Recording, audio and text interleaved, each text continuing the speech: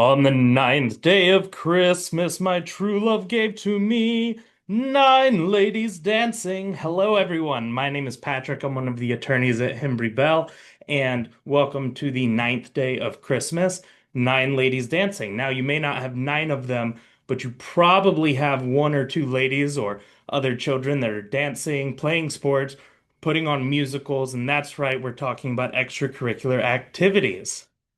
One of the biggest pieces of advice that I've ever gotten from a guardian ad litem is that parents need to be more focused on the quality of time that they're spending with their children as opposed to the quantity of time. And to kids, that is generally going to mean having their parents, and I do mean both parents, attending their recitals, their games, the things that they've been working and practicing so hard on. And a lot of parents may need to remember this during the divorce process as it can get pretty contentious. Now, both parents should be thinking about how the divorce process is affecting their children and specifically figuring out how that they can make sure that these extracurricular activities are still happening and not becoming the parents that are making a scene at their kids' soccer game.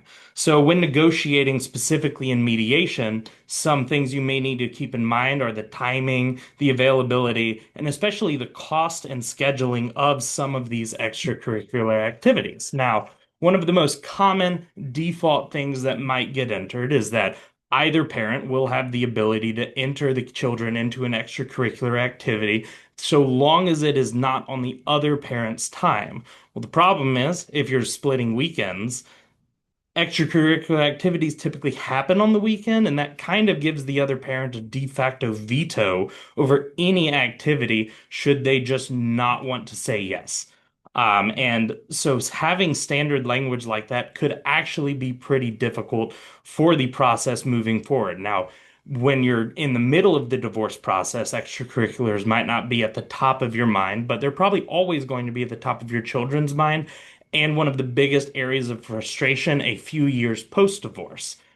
So one of the things that you may need to want to think of is that list out the current agreed extracurricular activities, or maybe state that parents will by agreement join them. But remember, if you're getting divorced, part of the reason may be because you're unable to come to agreement. So saying that extracurricular activities are going to be by agreement may not be the best thing to put into an agreement. Like I said, it'll give the other parent a de facto veto power, and the person that gets hurt in the end is your child that now can't continue playing a sport that maybe they were before or wanted very much to join scouts, but the other parent is just saying no because it's on their time.